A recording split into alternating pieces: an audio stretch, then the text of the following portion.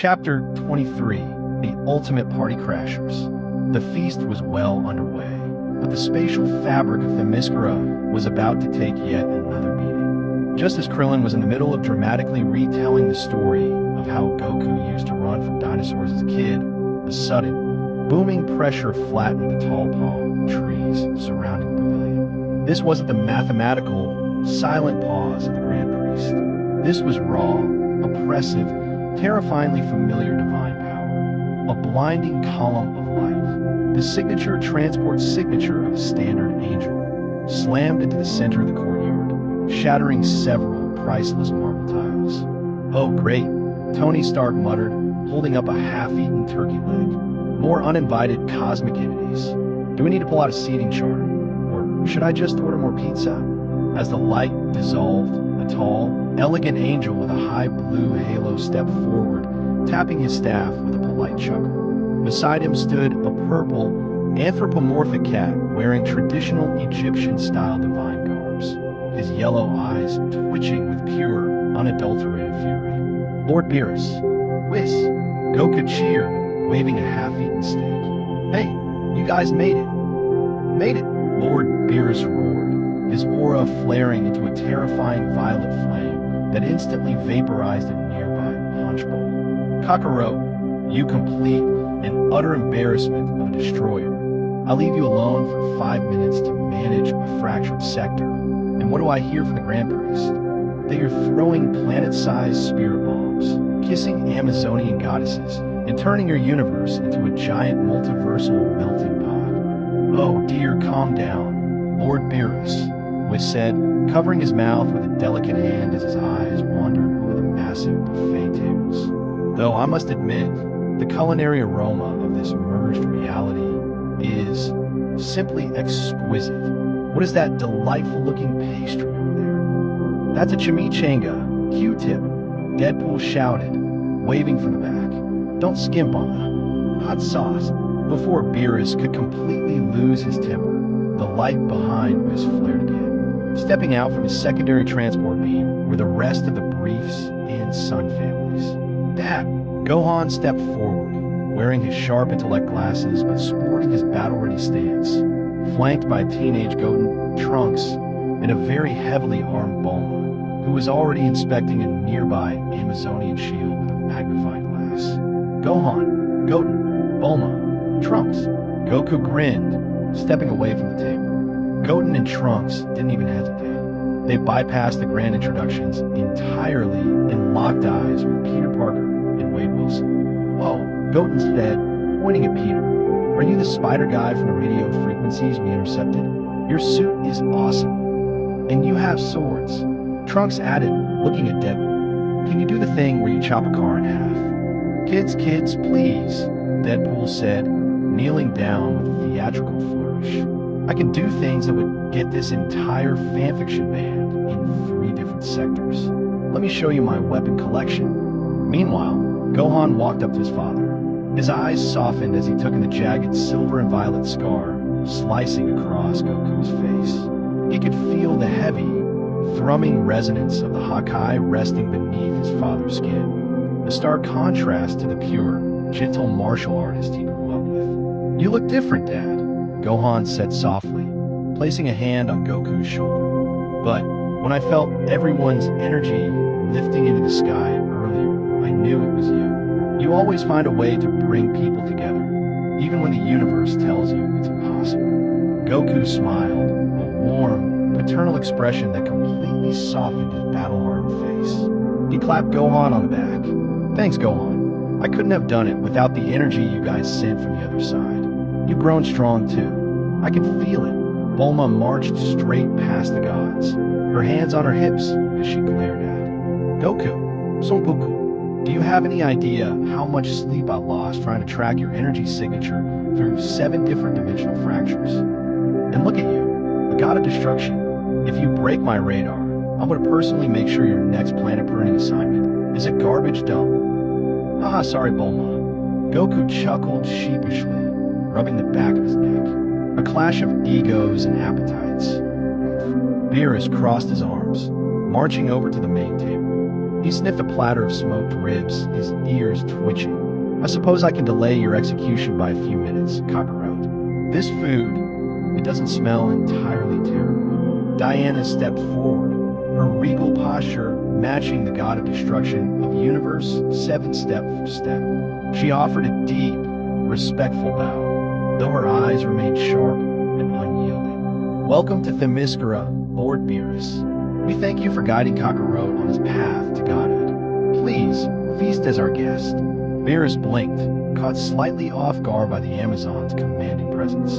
He glanced at Goku, then back to Diana, and finally to Jean Grey, who was quietly channeling a tiny, mesmerizing flame of phoenix energy between her fingers to warm up a platter of food. So, these are the mortals who helped you rewrite the Cosmic Index, Beerus muttered, taking a massive bite of rib. His eyes widened, his tail shooting straight up in absolute culinary ecstasy. Oh my word, this is the texture, the smokiness.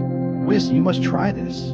Oh, I'm already way ahead of you, Lord Beerus, Whis said smoothly, floating a few inches off the ground as he gracefully ate a towering slice of red velvet cake. The localized dairy metrics of his reality are truly a triumph. Vegeta walked over, leaning against a pillar near Beerus. Lord Beerus, you missed a glorious sight. Kakarot almost got himself erased by the multiversal core. Shut up, Vegeta. I'm trying to savor the flavor.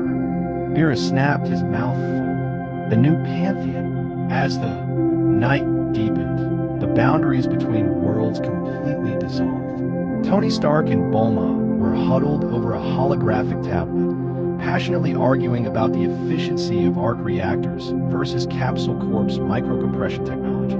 Bruce Banner was calmly explaining the biological mechanics of the Hulk to a fascinated Master Rashi, who was mostly just trying to peek at the Amazonian guards in the background. Superman floated up next to Goku, who was sitting on the edge of the pavilion overlooking the glowing, fused oceans of Earth. You have a big family, Goku, Clark said, looking back at the chaotic, joyful crowd of Z-Fighters, Avengers, and mutants. Yeah, Goku smiled, his single eye reflecting the starlight. Jean and Diana walked up behind him, Jean resting her chin on his shoulder, while Diana slid her hand into his.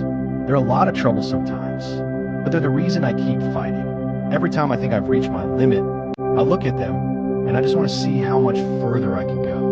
A true destroyer's heart, Beerus muttered, walking up behind them with a fully loaded plate of food. He looked out over the horizon, his expression turning unusually solemn. You're a weird one, Kakarot, but the Grand Priest doesn't hand out compliments to just anyone. You've built something strange here.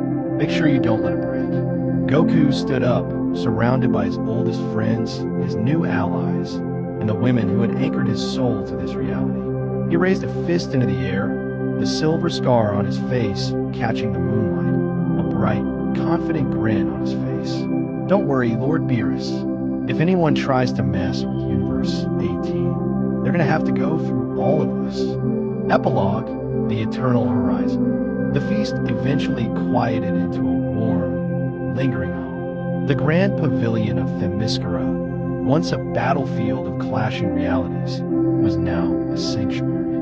Bulma and Tony Stark had finally stopped arguing long enough to pass out over a table covered in blueprint scribbles.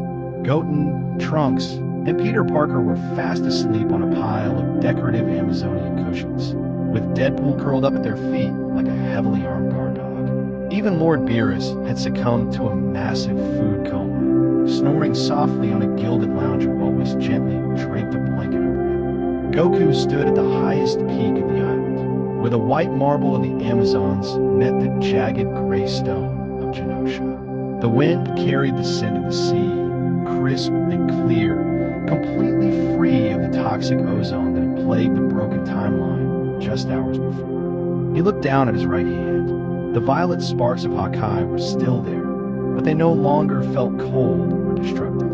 They hummed in perfect synchronization with the rhythmic, living pulse of the fused earth below. You aren't slipping away to train already, are you? Jean Grey's voice was a soft whisper in his mind before she even cleared the tree leaf. She walked up beside him, her crimson hair catching the silver moonlight. Beside her was Diana, her golden tiara gleaming, her armored boots making a steady, grounding sound against the stone. Goku smiled, turning his single healthy eye toward them. Hana, I was just thinking. For a long time, I fought just to get stronger, to see how far I could push my own limits.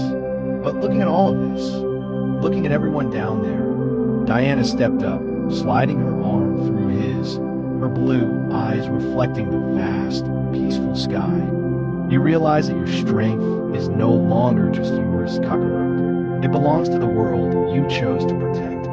Yeah, Goku admitted softly, rubbing the silver and purple scar on his jaw. The Grand Priest said, I earned a right for this universe to exist, but I think it's the other way around. This universe gave me a reason to be a true god. Jean rested her head against his shoulder, her psychic presence wrapping around him like a warm embrace. And whatever comes next, whether it's more rogue gods, multiversal shifts, or whatever crazy threat Tony and Bulma accidentally invent tomorrow, we face it together.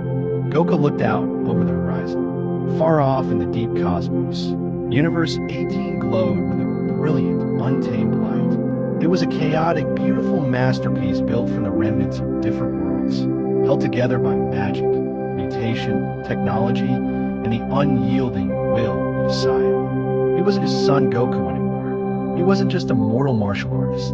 He was the god of destruction of Universe 18, the ultimate shield of a reality that refused to die. A confident, familiar smirk spread across his face.